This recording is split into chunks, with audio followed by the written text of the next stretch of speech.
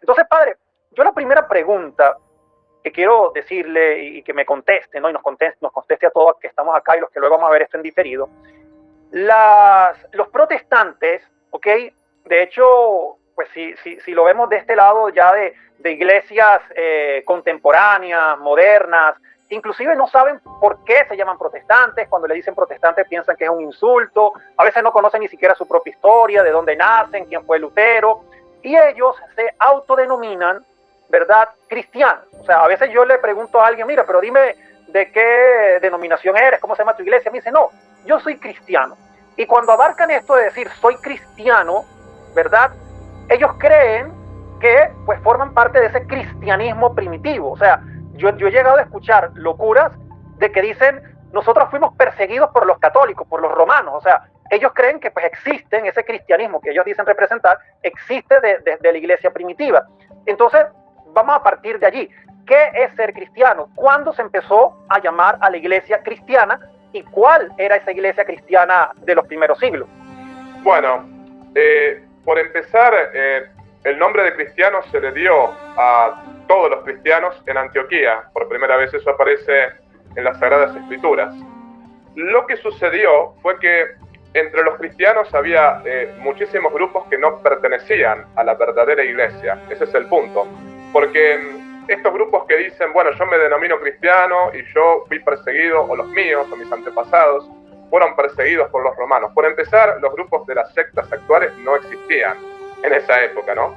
Porque vamos a volver sobre esto que estoy diciendo, pero desde que Lutero se separó, que es el padre del protestantismo, sí. Lutero, Calvino, Enrique VIII, yo comparo a esas religiones como la rama del árbol. Cristo plantó un árbol, que es la iglesia, esas ramas se separaron, bueno, Lutero es una rama, Calvino es otra, Enrique VIII es otra, y después esas mismas ramitas se partieron en 1000 pedazos, ¿no? Ese es el asunto. O sea que, si bien la gente de las sectas de hoy en día no dicen nada nuevo, porque la realidad es que todas las herejías están dichas, no dicen absolutamente nada nuevo, pero en la época apostólica ya había herejes. De hecho, el mismo San Pablo habla de los superapóstoles, que hablaba también ahí de los que circuncidaban a los que no tenían que circuncidarse, porque en el concilio de Jerusalén, que fue Pedro el que habló en primer lugar, en el concilio de Jerusalén, se declara que no se tienen que circuncidar aquellos que venían del paganismo, que era suficiente para el bautismo. Pero aún así, había gente testaruda, los judaizantes, que querían seguir obligando a los paganos a circuncidarse. Y después de ahí surgieron varias sectas gnósticas, hasta el punto tal que San Juan dice, hay varios anticristos, o sea, eran de los nuestros, pero no eran realmente de los nuestros, ¿no?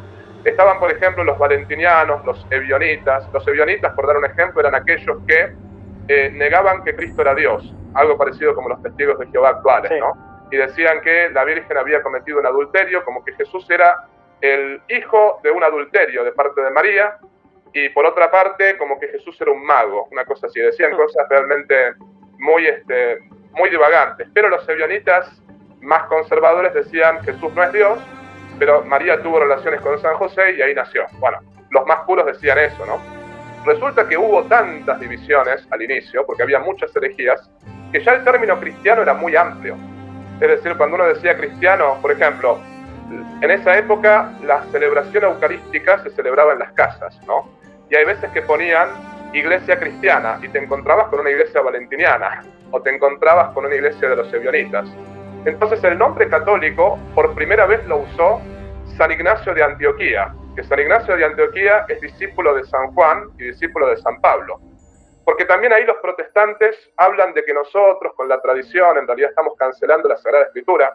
Vamos a decir una cosa, los primeros 4 siglos no había Nuevo Testamento. Había, sí, estaban los escritos de San Juan, de San Marcos, de San Mateo, pero no estaban puestos en orden. Es más, los primeros 4 siglos de historia de la Iglesia se consideraba el Antiguo Testamento la Escritura, y lo que nosotros hoy conocemos como parte de la Escritura, que es el Nuevo Testamento, era considerado la tradición. Ahí está el punto.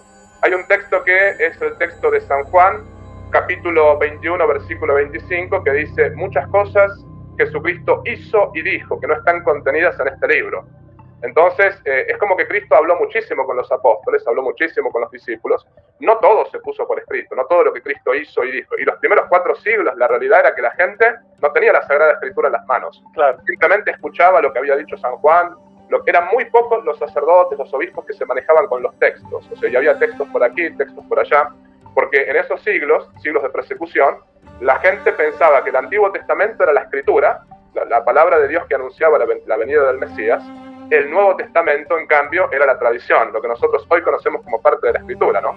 Entonces, dicho todo esto, San Ignacio de Antioquía, volviendo a eso, él, discípulo de San Juan y discípulo de San Pablo, él habla de la fe católica y de la Iglesia católica para distinguir justamente a la Iglesia cristiana verdadera de todas las demás herejías. Ahí está el punto. Cuando la gente me dice a mí, bueno, pero usted no tendría que decir católico, usted tendría que decir cristiano católico. No, momentito. Yo cuando digo católico me refiero a cristiano en todo sentido. O sea, somos cristianos de la Iglesia verdadera. Ahí está el punto. Pero eso suena soberbio. Yo no soy mejor que un protestante como persona. Un protestante puede ser mejor persona que yo, puede ser inclusive una persona que busque la verdad. No discuto eso. Pero su iglesia es falsa, mi iglesia es la verdadera. Esa es la diferencia. Y hay que decirlo con todas las letras, ¿no? San Ignacio de Antioquía utilizó la palabra católica, la fe católica, para distinguir a la iglesia de todas las herejías. Y después está el tema de que está también San Dionisio Areopagita. San Dionisio Areopagita, también discípulo de San Juan y de San Pablo. Él tiene una carta que es muy hermosa, donde describe la iglesia jerárquica tal cual como nosotros la conocemos hoy en día. El obispo, el presbítero, el diácono, y su función en la Santa Misa, en la Cena del Señor, donde él habla que recibimos su preciosísimo cuerpo, su sangre. O sea que estamos hablando acá de los discípulos de los apóstoles. No estamos hablando acá de apóstoles que son del siglo IV, del siglo III, no, estamos hablando de gente que vivió el tiempo apostólico. Porque yo creo que la gente lo que tiene que entender es que para conocer la verdad sobre la verdadera iglesia, además de leer la Escritura, hay que leer los padres apostólicos, ¿no? Que es casualmente este libro que tengo acá. No sé si ahí está, ¿no? Sí. Este libro que tengo acá de Ruiz Bueno, ese es el autor, ¿no? La realidad es que con ese libro uno va a las fuentes y va realmente a lo que dijeron los discípulos de los apóstoles, ¿no? Y los discípulos de los apóstoles hablan de la Iglesia Católica tal cual la conocemos nosotros ahora. Obviamente, no tal cual en el sentido, pasaron 2000 años, ¿no? Hubo cambios, no en lo esencial, sino en lo accidental, si uno quiere, hubo cambios realmente. Pero después lo esencial se mantuvo, ¿no? Entonces, bueno, esto es más o menos cómo uno tiene que responder a estas objeciones de cristiano, de católico. Después el tema de los protestantes. Los protestantes son la renovación de las antiguas herejías, la renovación, porque ya existía la herejía de la sola escritura en el primero y segundo siglo, ¿no? Ya estaban los ebionitas, los valentinianos, esas dos sectas, hablaban, por ejemplo, de sola escritura, pero aplicado al Antiguo Testamento, por ejemplo. Es decir, lo de Lutero no es algo nuevo, sino que si uno quiere es algo que tuvo mucho más éxito. Porque Lutero realmente, a mí no me gusta llamarlo reforma, es más bien revolución, ¿no? La revolución luterana fue más bien algo que tuvo, entre comillas, yo no lo llamo éxito tampoco, pero tuvo muchísima difusión en toda Europa. Porque acá el error de mucha gente es pensar que Lutero se escandalizaba por las inmoralidades de los clérigos de aquí. Había inmoralidades, o sea, vamos a decirlo así y no lo vamos a negar. La venta de indulgencias del Papa Julio II fue verdadera. El Papa Julio II fue un papa borracho, además un papa malo, ¿no? Pero Cristo nunca afirmó que el papa iba a ser impecable. O sea, dijo que justamente el papa iba a atar y desatar. Ese fue el poder que le dio a San Pedro y a sus sucesores, pero nunca dijo que iba a ser totalmente impecable, ¿no? De hecho, hubo papas indignos. Se dice, esto está discutido, pero por ejemplo en el siglo XI, se dice que el Papa Benedicto IX tenía el problema de la homosexualidad, por ejemplo, y de la pedofilia. Es decir, hubo papas malos, papas que realmente fueron terroríficos, ¿no? De hecho, contra Benedicto IX está el famoso tratado de San Pedro de Alcántara, que es Gomorrianos, ese tratado donde condena fuertemente la homosexualidad del cardenal Pedro de Alcántara, ¿no? Que es muy fuerte lo que dice. Bueno, en fin. Pero a lo que vamos con Lutero. Lutero nunca quiso cambiar la moral de la Iglesia Católica. Él lo dijo en latín y en alemán, en muchos de sus escritos. Él dijo, yo quiero cambiar la doctrina, a mí cambiar la moral no me interesa, y lo dijo muchas veces. De hecho, él mandó matar gente. Lutero mandó matar campesinos, mandó matar... Dicen que la cantidad de campesinos que mató fueron 150.000, que mandó matar. Wow. Eso está en el libro del padre Sáenz, Naves y Tempestades, y está documentado con alguna evidencia histórica sobre las fuentes en latín, en alemán, sobre lo que el mismo Lutero escribió, ¿no?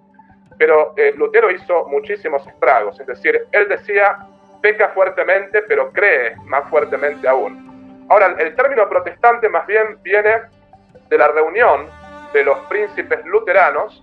Ahora mi memoria me falla, no sé si fue en la dieta de Wolf o en alguna otra dieta, porque las dietas se llamaban las reuniones que tenía el emperador Carlos V con los príncipes luteranos. Si vamos al caso, en una de esas reuniones, Carlos V les dice a los príncipes luteranos que no podían separarse de la Iglesia Católica y que no podían aceptar estas 95 tesis de Lutero, porque eran 95 tesis heréticas y además la unión con Roma era esencial porque Cristo le había dado al Papa las llaves del reino de los cielos, al primer Papa San Pedro, y ahí es cuando los príncipes luteranos empiezan a golpear las mesas y empiezan a protestar. De ahí viene la palabra los príncipes protestantes, o sea, de ahí viene la cosa, ¿no? Y por eso se le llamó protestante a los luteranos inicialmente, pero también se le llamó protestantes a los calvinistas, a la Iglesia de Inglaterra, a los anglicanos, ¿no? Y de ahí empezaron a haber, por ejemplo, muchas divisiones. Acá en los Estados Unidos están los presbiterianos, que son una rama de la Iglesia Anglicana de Escocia. Después están los episcopalianos, que son una rama de la Iglesia de Inglaterra. Después están los bautistas. Y después la cosa se dividió en 10.000 sectas, como las vemos ahora, ¿no? Entonces, bueno, esto es cómo surgió el protestantismo, pero ciertamente que los sectarios de hoy en día no tienen nada que ver con los herejes del siglo I, no existían. Me la quieren contar a mí o te la quieren contar a ti como que ellos son los... Su secta no existió hasta que Lutero hizo lo que hizo. Y después, bueno, yo no la tengo con el hombre humilde de las sectas, no la tengo contra él. Sí. Eso quiero que está engañado también, obviamente. Engañado. Yo, cuando le contesto fuerte a esas personas en X, es porque primero me meto en su perfil. Eso es lo primero que hago. A ver, ¿quién es este hombre que me está, digamos, contraatacando lo que yo estoy diciendo? Y ahí veo todos ataques a la Iglesia Católica, veo que estos hombres a veces humillan a los católicos humildes, aquellos que no fueron al colegio, que por ahí escriben mal, ¿no? Y cuando veo que estoy delante de un fariseo, porque una cosa es el protestante que busca la verdad, que yo estoy radicalmente en desacuerdo con lo que él dice, pero ese protestante, uno dice, es respetable, porque está equivocado, pero está buscando la verdad, ¿no? El tema es aquel que busca humillar al prójimo y que se cree superior a los demás y se dedica constantemente a atacar a la Iglesia Católica, y lo peor de todo, a los católicos que tienen poca formación, porque no todo el mundo pudo ir a la escuela, no todo el mundo pudo estudiar, los humillan. Yo, un acto de caridad que enseña Santo Tomás de Aquino es no escandalizarse del escándalo farisaico. Entonces Santo Tomás dice, así como Cristo los llamó raza de víboras a los fariseos y los llamó hijos del demonio y dijo que eran sepulcros blanqueados, uno puede ser más fuerte e inclusive más enérgico con esa gente para que beban de su propio veneno, para que tomen su propia medicina, y sobre todo porque un fariseo, la única manera de que se convierta es con un buen golpe, es la única manera. Los fariseos no se convertían, de hecho, Jesucristo decía que eran realmente hipócritas, no se convertían, pero si tienen alguna posibilidad de conversión, que eso es lo que yo busco cuando hago estas cosas, la única posibilidad de conversión es contestarles enérgicamente, porque ellos no entienden la dulzura, no entienden las buenas maneras, ese es el punto, ¿no? Pero es distinto con las personas. Yo tengo trato con protestantes, tengo tratos con gente que por ahí son evangélicos y son súper respetuosos, ¿no? Bueno, no estamos de acuerdo, pero podemos dialogar, eso es muy distinto, ¿no? El fariseo es una cosa y la persona confundida es otra. Hay que distinguir si estamos frente a un fariseo o frente a una persona confundida, ¿no?